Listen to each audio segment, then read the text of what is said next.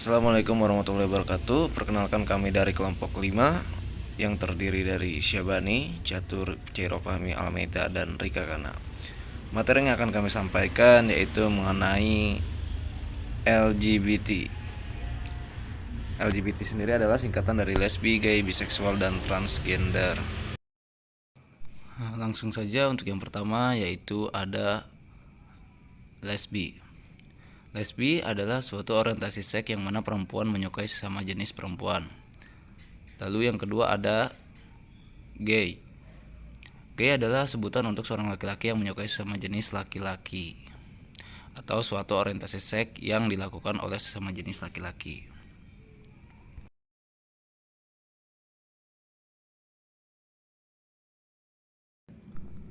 Lalu ada biseksual. Biseksual adalah sebutan untuk seseorang yang dapat tertarik dengan laki-laki maupun perempuan. Dan terakhir yaitu adalah transgender. Ialah seseorang yang memiliki penampilan atau perilaku berkebalikan dengan jenis kelaminnya. Lalu apa saja yang menjadi faktor penyebab terjadinya LGBT? Salah satunya yaitu adalah faktor lingkungan. Lalu yang kedua ada faktor keluarga. Dan terakhir ialah faktor genetik. Kenapa faktor lingkungan bisa memicu terjadinya LGBT? Misalnya saja karena salah pergaulan dalam berteman. Sudah selayaknya kita memilih teman yang memiliki perilaku baik. Ketika seseorang berteman dengan orang yang termasuk LGBT, ada kecenderungan dia akan ikut menjadi seorang anggota LGBT disebabkan faktor pengaruh pertemanan itu. Jadi lingkungan dan kebiasaan menjadi faktor pemicu paling besar terjadinya LGBT di Indonesia. Adanya pengaruh budaya barat juga yang masuk ke Indonesia itu bisa menyebabkan penyimpangan perilaku ini bisa terjadi. Lalu yang kedua ada faktor keluarga. Misalnya jika seorang anak mengalami kekerasan di lingkungan keluarganya, hal ini bisa menjadi salah satu faktor yang menyebabkan dia menjadi LGBT. Sebagai contoh, seorang anak perempuan yang mendapatkan perilaku kasar dari ayah atau saudara laki-lakinya. Nah, ia akan berpikir untuk membenci lawan jenisnya. Alhasil, dia memilih untuk hidup sebagai LGBT karena pengalaman hidup yang tidak mengenakan. Oleh sebab itu, peranan di dalam keluarga sangatlah penting.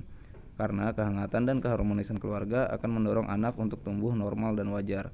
Selain itu, jika kedua orang tua memberikan pendidikan agama dan moral yang baik, hal ini akan membentengi seseorang untuk menyimpang dari perilaku LGBT. Dan terakhir yaitu faktor genetik. Faktor penyebab LGBT bisa terjadi ialah karena bisa dari faktor genetik atau faktor keturunan. Misalnya penyimpangan seksual seperti lesbi, gay, biseksual ataupun transgender ini bisa jadi karena dia riwayat keturunan dari anggota keluarga sebelumnya. Nah, dalam tubuh manusia itu terdapat kromosom seorang laki-laki normal ialah biasanya disebut dengan XY dan perempuan yaitu adalah XX.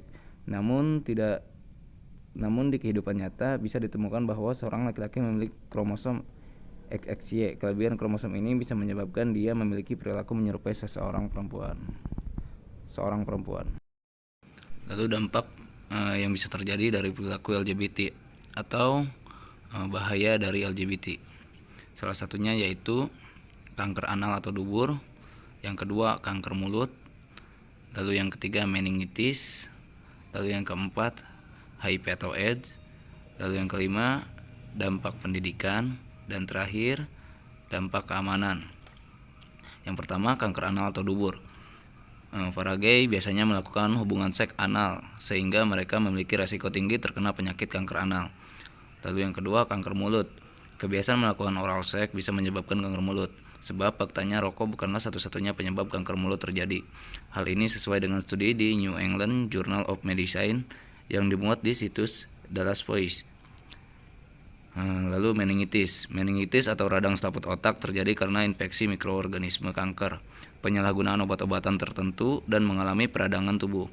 Namun hal lain diungkapkan dalam tulisan di Detik Health bahwa meningitis terjadi karena penularan hubungan seks yang dilakukan oleh LGBT. Lalu yang keempat yaitu adalah HIV atau AIDS. Umumnya para LGBT memiliki gaya hidup seks bebas dengan banyak orang sehingga kecenderungan terkena virus HIV atau AIDS sangat tinggi. Lalu dampak pendidikan. Selain berdampak pada kesehatan, LGBT juga mempengaruhi pendidikan seseorang. Sebab faktanya seorang LGBT memiliki permasalahan putus sekolah 5 kali lebih besar dibandingkan dengan siswa-siswi normal. Yang terakhir yaitu adalah dampak keamanan. Adanya LGBT ini menyebabkan terjadinya pelecehan seksual terjadi di mana-mana, bahkan banyak kasus yang mana pelecehan tersebut terjadi pada anak-anak. Lalu cara mengatasi LGBT. 1. Menjaga pergaulan. 2. Menutup segala celah pornografi. 3. Mengadakan kajian LGBT di sekolah-sekolah. Lalu yang keempat, diadakan undang-undang tentang pelarangan LGBT. Dan terakhir yaitu diadakannya penyuluhan keagamaan mengenai LGBT. Nah, dengan hal-hal tersebut diharapkan LGBT dapat dicegah dan penyebarannya tidak semakin luas. LGBT merupakan suatu masalah kejiwaan yang perlu ditangani oleh semua pihak, baik dari pelaku maupun lingkungan sekitar. Dengan adanya kerjasama yang baik, bukan tidak mungkin masalah LGBT yang menjadi kontroversi ini bisa diatasi dengan baik. Pandangan Islam tentang LGBT. Dalam Islam, LGBT dikenal dengan dua istilah, yaitu liwat atau gay dan sihak atau lesbi. Liwat adalah perbuatan yang dilakukan oleh laki-laki dengan cara memasukkan jakar penisnya ke dalam tubuh laki-laki lain. Liwat adalah suatu kata penamaan yang dinisbatkan kepada kaumnya Lut alaihissalam, karena kaum Nabi Lut alaihissalam adalah kaum yang pertama kali melakukan perbuatan ini. Hukmu al-liwat wa al-sihak, halaman pertama. Allah Subhanahu wa taala menanamkan perbuatan ini dengan perbuatan yang keji, fahisi, dan melampaui batas, musrifun, sebagaimana Allah terangkan dalam Al-Qur'an yang artinya, dan kami juga telah mengutus Lut kepada kaumnya. Ingatlah tatkala dia berkata kepada mereka, mengapa kamu mengerjakan perbuatan fasyiyah itu yang belum pernah dikerjakan oleh seorang pun di dunia ini sebelummu. Sesungguhnya kamu mendatangi lelaki untuk melampiaskan nafsumu kepada mereka, bukan kepada wanita. Bahkan kamu ini adalah kaum yang melampaui batas. Quran Surat Al-A'raf ayat 80-81. Sedangkan untuk sihak atau lesbi adalah hubungan cinta birahi antara sesama wanita dengan image dua orang wanita saling menggesek-gesekkan anggota tubuh fajrinya antara satu dengan yang lainnya, hingga keduanya merasakan kelezatan atau dalam berhubungan tersebut. Hukum sihak atau lesbi adalah haram berdasarkan dalil hadis Abu Sa'id Al-Khudri yang diriwayatkan oleh Al-Imam Muslim nomor 338, At-Tirmidzi nomor 2793 dan Abu Daud nomor 4018 bahwa Rasulullah SAW pernah berkata, janganlah seorang laki-laki melihat aurat laki-laki lain, dan jangan pula seorang wanita melihat aurat wanita lain, dan janganlah seorang laki-laki memakai satu selimut dengan laki-laki lain, dan jangan pula seorang wanita memakai satu selimut dengan wanita lain. Terhadap pelaku homoseks, Allah Subhanahu wa taala dan Rasulullah SAW benar-benar melaknat perbuatan tersebut. Al-Imam Abu Abdillah Aj-Jahabi rahimahullah dalam kitabnya Al-Kabair telah memasukkan homoseks sebagai dosa yang besar, dan beliau berkata, sungguh Allah telah menyebutkan kepada kita kisah kaum Lut dalam beberapa tempat dalam Al-Quran Al-Aziz. Allah telah membinasakan mereka akibat perbuatan keji mereka. Kaum muslimin dan selain mereka dari kalangan pemeluk agama yang ada bersepakat bahwa homoseks termasuk dosa besar. Hal ini ditunjukkan bagaimana Allah Subhanahu wa taala menghukum kaum Nabi Lut yang melakukan penyimpangan dengan ajab yang sangat besar dan dahsyat, membalikkan tanah tempat tinggal mereka, dan diakhiri hujanan batu yang membumi hanguskan mereka, sebagaimana dijelaskan dalam surat Al-Hijr ayat 74 yang bunyinya, maka kami jadikan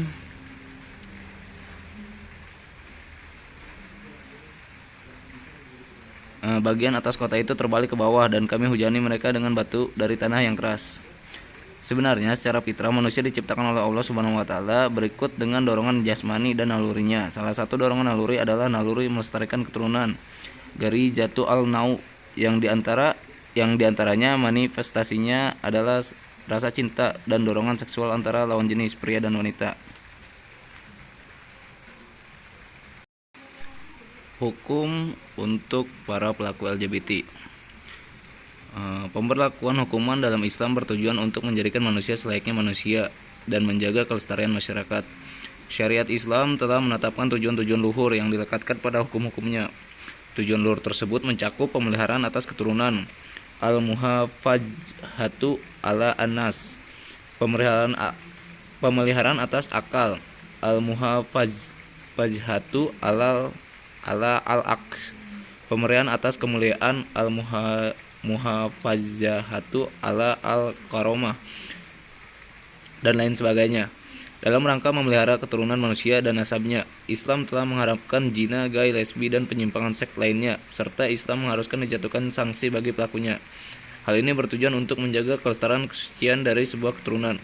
Berkaitan dengan hukuman bagi para pelaku LGBT, beberapa ulama berbeda pendapat.